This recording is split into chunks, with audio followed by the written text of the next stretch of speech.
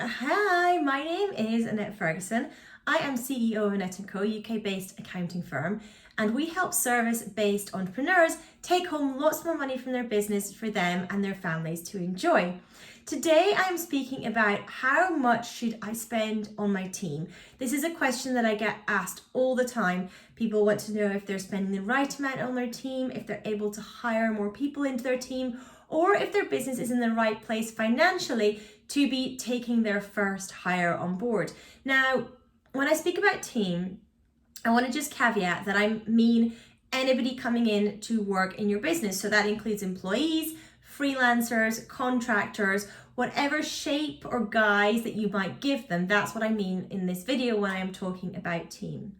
So one key thing that I advise my clients, and I look at in my own business as well, is that we want to try and make sure that as many people in our team have a positive impact on the financials. So either they are in a revenue generating role or they are bottom line positive, i.e. they are producing something that is positive to the profit of the business. They are not just a cost to the business.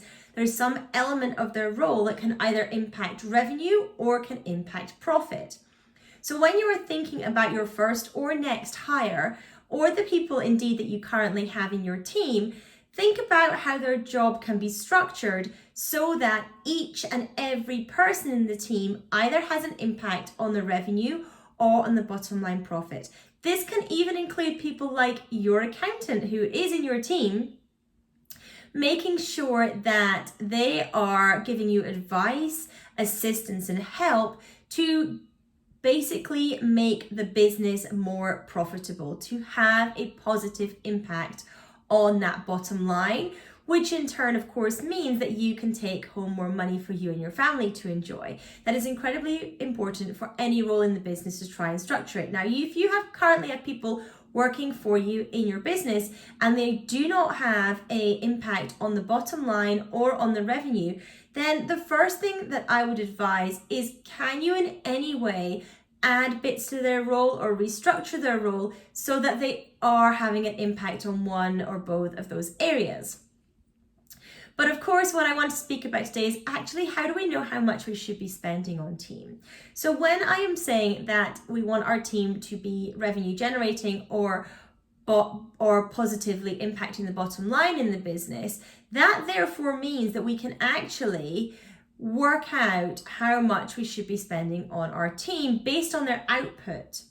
But there's a much easier way to do that, because I recommend about 25% of revenue can be spent on team. And the reason I recommend that is because people who are in sales roles, in revenue generation roles, should be generating at least 4 times their salary, invoice, whichever method you're paying them, in revenue.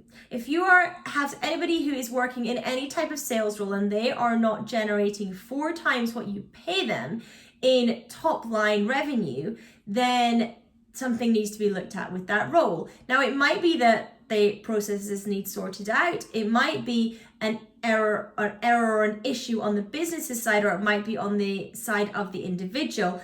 That would need to be dug into. But what I highly recommend is 25% of the revenue of the business can go towards team members, because they should be at a minimum producing 4 times their salary, their invoice in revenue.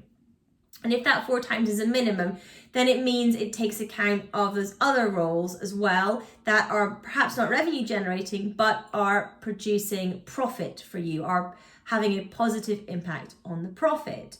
So when you are looking at how much you can afford to spend on team, have a look at what your monthly revenue is and times that by 25% to get the amount that you have available to be spending on team members. Now, if you look at that number and you think, how on earth can I spend that on team? I don't have that free and available in my business. Then it might be worth checking out the Money Leaks video that I did as well, because that will help you identify where there might be money leaks in your business, where you might be overspending in your business, and it will help you to perhaps free up some of that money, not only to increase the amount of money that you are taking out of the business, but also the amount of funds that are available for hiring, for taking on team members, as I say, whether they are employees, contractors, freelancers, whatever guise they might be in. So 25% is the number to keep in mind when you are looking at your revenue and you're looking at your team spend. I hope that this video has been useful for you. Now, if you enjoy what I share, I would love if you want to screenshot that, take a picture, share it out on Instagram and tag me in the post. It is at Annette_Fergs. I would love if you want to do that. If you're also enjoying what I share, it would be awesome if you want to subscribe to this channel, turn on the bell to make sure that you receive notifications whenever I am posting a new video. They are coming out on Tuesdays and Fridays. Also, please do give me some love in the comments. If there's any questions, feel free to ask those in there, or if there are any videos, in fact, that it would be helpful for me to do for you, please do ask in the comments as well. I'm more than happy to do that. If we have enough interest in the video, I'm more than happy to shoot that for you guys and share my thoughts with you. Thank you so much for joining me today. I appreciate your time. Take care, everyone.